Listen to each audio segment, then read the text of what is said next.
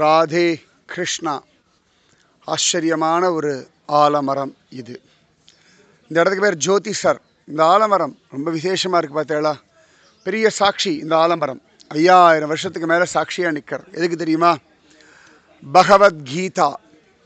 கண்ணன் பகவத்கீதையை இந்த மரத்துக்கு நின்றுண்டு தான் அழகாக ரத சாரத்தியம் பண்ணும்போது இந்த மரத்துக்கிட்ட நின்றுண்டு தான் பகவத்கீதையை சொன்னான்.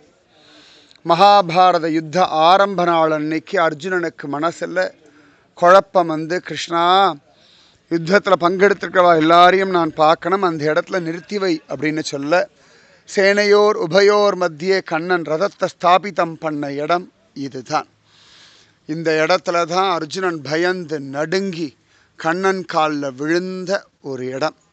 இங்கே அர்ஜுனன் காலில் விழுந்து கிருஷ்ணா எனக்கு நல்ல வழி காட்டுன்னு பிரார்த்திச்சுண்ட ஒரு இடம் இதுதான். இந்த இடம் முழுக்கவே குருக்ஷேத்திர மைதானம், யுத்த களம்தான். இந்த இடத்த இப்போ ஒரு சரோவரம் மாதிரி உண்டாக்கியிருக்கா. ஞான் சரோவர் அப்படின்னு சொல்கிறார், கியான் சரோவர்னு. இந்த மரத்துக்கு கீழே தான் பகவான் அர்ஜுனனுக்கு பகவத்கீதையை உபதேசம் பண்ணார்.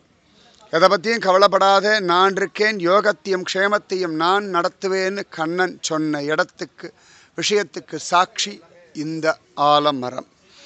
ரொம்ப அழகான இந்த ஆலமரத்தை நன்னா சேவிச்சுக்கோங்க. பகவான் அனுகிரகம் பண்ணுவார். சீக்கிரத்தில் நீங்களும் பார்க்க வருவேள். கவலைப்படாதே, மா சுச்ச வருந்தாதே அப்படின்னு கண்ணன் சொன்ன ஒரு இடம் இதுதான்.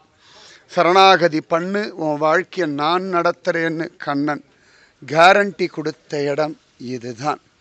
ரத சாரத்தியமாக கண்ணன் பார்த்த சாரதியாக அமர்ந்த இடம் இந்த இடம்தான். இந்த இடத்துல அழகாக கண்ணனுடையதான் அழகான ஒரு மார்பிளில் பகவான் கிருஷ்ணன் ஜோரா இப்படி இந்த பக்கம் அர்ஜுனன் உட்காந்து கேட்குற மாதிரி பகவான் சாரதியாக பாருங்கோ. அழகாக பகவான் எவ்வளவு கஷ்டப்பட்டு கழுத்தை திருப்பிண்டு இங்கே உபதேசம் பண்ணுறான். இத்தனை உபதேசம் எதுக்காக? நமக்காக.